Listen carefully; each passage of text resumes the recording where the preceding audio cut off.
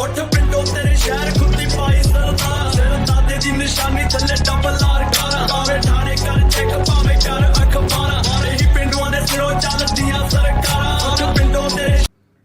Hello everyone, this is Sharanjit Singh and welcome to Sharan Vlogs.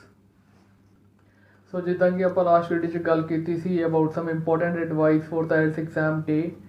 ਮੈਂ ਆਪਣਾ experience ਵੀ share ਕੀਤਾ ਸੀਗਾ ਉਸ ਵੀਡੀਓ ਵਿੱਚ ਸੋ ਉਦੋਂ ਮੇਰਾ IELTS ਦਾ ਰਿਜ਼ਲਟ ਨਹੀਂ ਆਇਆ ਸੀਗਾ ਸੋ ਆਈ ਗੋਟ ਮਾਈ ਰਿਜ਼ਲਟ ਐਂਡ ਪਰਮਾਤਮਾ ਦੀ ਕਿਰਪਾ ਨਾਲ ਆਈ scored overall 6.5 bands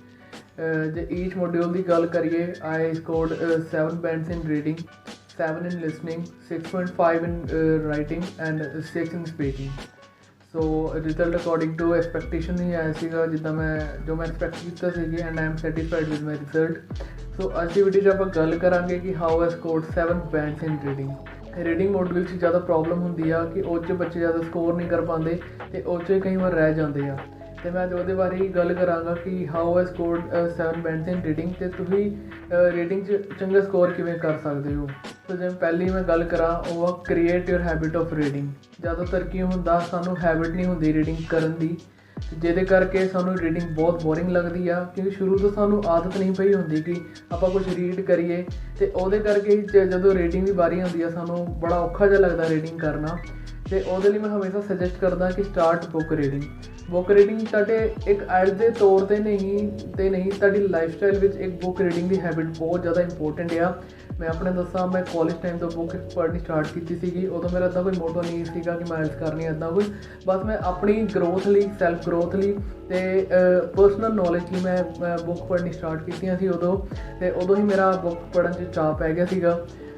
and I read different books in English as well as in other language ਮੈਂ ਇਹ ਨਹੀਂ ਕਹਿੰਦਾ ਕਿ ਤੁਸੀਂ ਮਤਲਬ ਕਿ ਸਿਰਫ ਅੰਗਰੇਜ਼ੀ ਦੀ ਕਿਤਾਬਾਂ ਹੀ ਪੜ੍ਹਨੀਆਂ ਨੇ ਮਤਲਬ ਕਿ ਇੱਕ ਆਪਣੀ ਹੈਬਿਟ ਕ੍ਰੀਏਟ ਕਰੋ ਰੀਡ ਕਰਨ ਦੀ ਭਾਵੇਂ ਕੋਈ ਵੀ ਲੈਂਗੁਏਜ 'ਚ ਹੋਵੇ ਮਤਲਬ ਕਿ ਜੇ ਆਪਾਂ IELTS ਕਰਨੀ ਆ ਫਿਰ ਤਾਂ ਡੈਫੀਨੇਟਲੀ ਇਟ ਇਜ਼ ਗੁੱਡ ਜੇ ਆਪਾਂ ਇੰਗਲਿਸ਼ 'ਚ ਜ਼ਿਆਦਾਤਰ ਪੜ੍ਹੀਏ ਬਟ ਸਭ ਤੋਂ ਪਹਿਲਾਂ ਆਪਾਂ ਇੱਕ ਹੈਬਿਟ ਕ੍ਰੀਏਟ ਕਰਨੀ ਪੈਣੀ ਆ ਰੀਡਿੰਗ ਕਰਨ ਦੀ ਜੇ ਆਪਾਂ ਰੀਡਿੰਗ ਦੀ ਹੈਬਿਟ ਨਹੀਂ ਕ੍ਰੀਏਟ ਕਰਦੇ ਤਾਂ ਸਾਡੇ ਲਈ ਬਹੁਤ ਮੁਸ਼ਕਿਲ ਹੋ ਜਾਊਗਾ ਰੀਡਿੰਗ ਕਰਨਾ ਸੋ ਡੈਟਸ ਵਾਈ ਮੈਂ ਸੁਜੈਸਟ ਕਰਦਾ ਕਿ ਸਟਾਰਟ ਬੁੱਕ ਰੀਡਿੰਗ ਜੇ ਮੈਂ ਦੂਜੀ ਗੱਲ ਕਰਾਂ ਉਹ ਆ ਟਰਾਈ ਟੂ ਅੰਡਰਸਟੈਂਡ ਆਪਾਂ ਕੀ ਕਰਦੇ ਹਾਂ ਦੇਖੋ ਰੀਡਿੰਗ ਤਾਂ ਹਰ ਕੋਈ ਕਰ ਲੈਂਦਾ ਰੀਡਿੰਗ ਤੇ ਆਪਾਂ ਜੇ ਆਪਾਂ 5-6ਵੀਂ ਕਲਾਸ ਦੇ ਬੱਚੇ ਨੂੰ ਵੀ ਕਹੀਏ ਉਹ ਵੀ ਰੀਡ ਕਰ ਲੂਗਾ ਮਤਲਬ ਕਿ ਰੀਡਿੰਗ ਕਰਨੀ ਕੋਈ ਇੱਦਾਂ ਕੋਈ ਵੱਡੀ ਗੱਲ ਨਹੀਂ ਆ ਬਟ ਮੇਨ ਮੈਟਰ ਕੀ ਕਰਦਾ ਕਿ ਜਿਹੜਾ ਕੁਝ ਵੀ ਆਪਾਂ ਪੜ੍ਹਿਆ ਉਹ 'ਚ ਆਪਾਂ ਕਿੰਨਾ ਸਮਝਿਆ ਵਾ ਉਹ 'ਚ ਆਪਾਂ ਕਿੰਨਾ ਅੰਡਰਸਟੈਂਡ ਕਰਦੇ ਹਾਂ ਸੋ ਹਮੇਸ਼ਾ ਜਿੱਦਾਂ ਵੀ ਜਦੋਂ ਆਪਾਂ ਰੀਡਿੰਗ ਕਰਦੇ ਹਾਂ ਆਪਣੀ ਕੋਸ਼ਿਸ਼ ਕਰੋ ਜਦੋਂ ਤੁਸੀਂ ਕੋਈ ਵੀ ਲਾਈਨ ਪੜ੍ਹਦੇ ਹੋ ਜਾਂ ਕੋਈ ਵੀ ਸਟੇਟਮੈਂਟ ਪੜ੍ਹਦੇ ਹੋ ਉਹਨੂੰ ਅੰਡਰਸਟੈਂਡ ਕਰਨ ਦੀ ਕੋਸ਼ਿਸ਼ ਕਰੋ ਜਦ ਆਪਾਂ ਅੰਡਰਸਟੈਂਡ ਕਰਾਂਗੇ ਤਾਂ ਹੀ ਸਾਨੂੰ ਕੁਝ ਪੱਲੇ ਪਾਊਗਾ ਜਦ ਪੱਲੇ ਪਾਊਗਾ ਤਾਂ ਆਪਾਂ ਰੀਡਿੰਗ ਕਰ ਪਾਵਾਂਗੇ ਆਪਾਂ ਜਿੱਦਾਂ ਪੜ੍ਹ ਰਹੇ ਹਾਂ ਉਹ ਸਾਡੀ ਇਮੈਜੀਨੇਸ਼ਨ ਵਿੱਚ ਵੀ ਹੋਵੇ ਮਤਲਬ ਜਿੱਦਾਂ ਆਪਾਂ ਰੀਡ ਕਰ ਰਹੇ ਹਾਂ ਅਸੀਂ ਇਮੈਜਿਨ ਵੀ ਉੱਦਾਂ ਕਰੀਏ ਉਹਦੇ ਨਾਲ ਬਹੁਤ ਜ਼ਿਆਦਾ ਫਰਕ ਪੈਂਦਾ ਆ ਤੁਸੀਂ ਜੋ ਪੜ੍ਹਨਾ ਆ ਉਹਨੂੰ ਇਮੈਜਿਨ ਵੀ ਕਰੋ ਨਾਲ ਦੇ ਨਾਲ ਉਹਨੂੰ ਮਤਲਬ ਕਿ ਗ੍ਰੈਬ ਕਰਨ ਦੀ ਕੋਸ਼ਿਸ਼ ਕਰੋ ਆਖਿਰ ਇਹ ਸੈਂਟੈਂਸ ਕੀ ਕਹਿਣਾ ਕੀ ਚਾਹੁੰਦਾ ਵਾ ਮਤਲਬ ਕਿ ਕਹਿ ਕੀ ਰਿਹਾ ਵਾ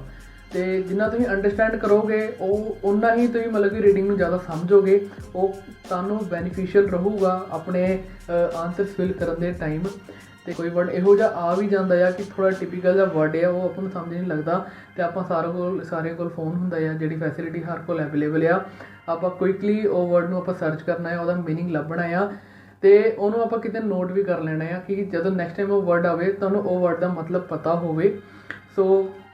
ਇਹਦੇ ਨਾਲ ਕੀ ਹੋਊਗਾ ਇੱਕ ਤਾਂ ਸਾਡੀ ਵੋਕੈਬਲਰੀ ਸਟਰੋਂਗ ਹੋਏਗੀ ਸਾਨੂੰ ਜ਼ਿਆਦਾ ਤੋਂ ਜ਼ਿਆਦਾ ਵਰਡਸ ਦਾ ਪਤਾ ਲੱਗੂਗਾ ਮੀਨਿੰਗ ਪਤਾ ਲੱਗੂਗਾ ਨਾਲੇ ਇਹ ਰੀਡਿੰਗ 'ਚ ਵੀ ਹੈਲਪ ਕਰੂਗਾ ਸੋ ਜੇ ਆਪਾਂ ਤੀਜੀ ਗੱਲ ਕਰੀਏ ਉਹ ਆ 2 ਵੇ ਅਪਰੋਚ ਦੀ ਜ਼ਿਆਦਾਤਰ ਬੱਚੇ ਕੀ ਕਰਦੇ ਆ ਉਹ ਸਿੰਗਲ ਅਪਰੋਚ ਹੀ ਫੋਲੋ ਕਰਦੇ ਆ ਜਿੱਦਾਂ ਕਿ ਜਾਂ ਤਾਂ ਉਹ ਸਿਰਫ ਟਾਈਮਰ ਲਾ ਕੇ ਹੀ ਰੀਡਿੰਗ ਦੀ ਪ੍ਰੈਕਟਿਸ ਕਰਦੇ ਆ ਸੋ ਜੇ ਆਪਾਂ ਰੀਡਿੰਗ ਦੀ ਪ੍ਰੈਕਟਿਸ ਟਾਈਮਰ ਲਾ ਕੇ ਕਰਦੇ ਹਾਂ ਉਹਦੇ ਵੀ ਆਪਣੇ ਬੈਨੀਫਿਟਸ ਕੀ ਆ ਇੱਕ ਤਾਂ ਸਾਨੂੰ ਟਾਈਮ ਮੈਨੇਜਮੈਂਟ ਦੀ ਪ੍ਰੋਪਰ ਪ੍ਰੈਕਟਿਸ ਹੋ ਜਾਂਦੀ ਆ ਜੋ ਕਿ ਬਹੁਤ ਜ਼ਿਆਦਾ ਮੈਂਡੇਟਰੀ ਆ ਰੀਡਿੰਗ ਮੋਡਿਊਲ ਦੇ ਵਿੱਚ ਬਟ ਉਹਦਾ ਇੱਕ ਡਰੋਬੈਕ ਵੀ ਆ ਡਰੋਬੈਕ ਕੀ ਆ ਕਿ ਸਾਡੀ ਰੀਡਿੰਗ ਸਕਿੱਲਸ ਇੰਪਰੂਵ ਨਹੀਂ ਹੁੰਦੀਆਂ ਜੇ ਆਪਾਂ ਹਮੇਸ਼ਾ ਟਾਈਮਰ ਲਾ ਕੇ ਪ੍ਰੈਕਟਿਸ ਕਰੀਏ